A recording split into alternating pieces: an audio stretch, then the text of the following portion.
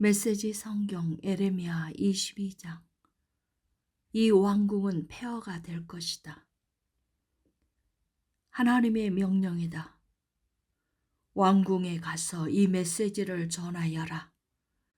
다윗 보좌에 앉은 유다 왕아, 하나님의 말씀에 귀 기울여라. 왕과 신하들, 그리고 이 왕궁 문을 출입하는 백성들 모두 들어라. 이는 하나님의 메시지다.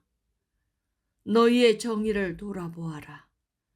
사람 사이의 일을 공정하게 다루어라. 착취당하는 자들을 구해 주어라. 빈민과 고아와 과부들을 착취하지 마라. 살인 행위를 멈춰라. 너희가 이 명령에 순종하면 그때는 다윗 왕과의 왕들이 끊이지 않고 말과 병거를 타고 이 왕궁문을 드나들게 될 것이다. 그들의 신하와 유다 주민들도 그러할 것이다. 그러나 너희가 이 명령에 순종하지 않으면 맹세컨대 하나님의 보고다. 왕궁은 폐허가 되고 말 것이다. 유다 왕궁에 대한 하나님의 선고다. 내가 너를 좋아하여 길르앗의 아름다운 언덕과 레바논의 산 정상같이 여겼으나 이제 맹세코 너를 황무지로 텅 빈 유령 마을로 바꾸어 놓을 것이다. 커다란 쇠망치와 무시무시한 몽둥이를 가진 파괴자들을 고용하여 온 나라를 늘씬하게 두들겨 패고 다 불태워 버릴 것이다. 각 처에서 온 여행자들이 이 땅을 지나며 물을 것이다.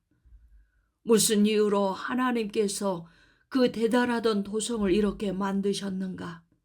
그들은 이런 대답을 듣게 될 것이다. 그들이 자기 하나님과의 언약을 저버리고 다른 신들을 따르며 숭배했기 때문이다. 살룸과 여호야김에 대한 애언. 죽은 왕 요시야를 두고 울지 마라. 눈물을 낭비할 필요가 없다. 대신에 포로로 잡혀간 그의 아들을 위해 울어라. 그가 영원히 떠났으니 말이다.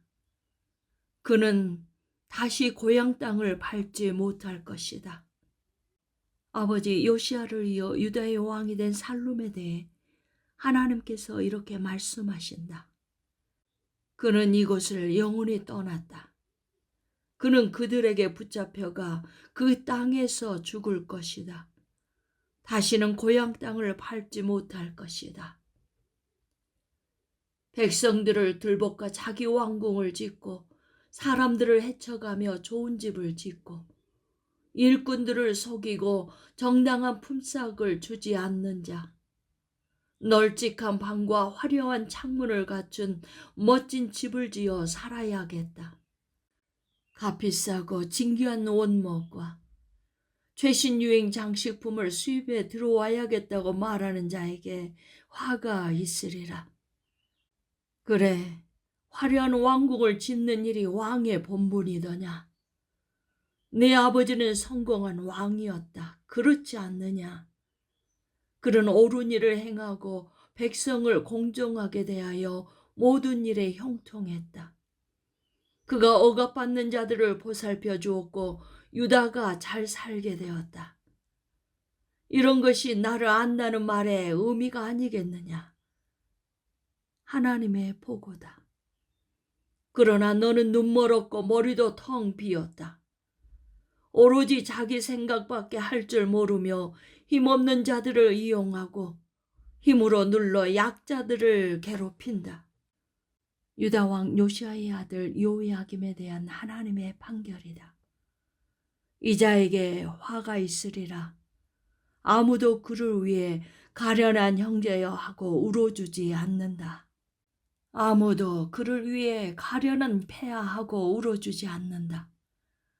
그들은 죽은 노새에게 하듯이 그의 장례를 치르고 성문 밖으로 끌어다가 쓰레기처럼 던져버릴 것이다.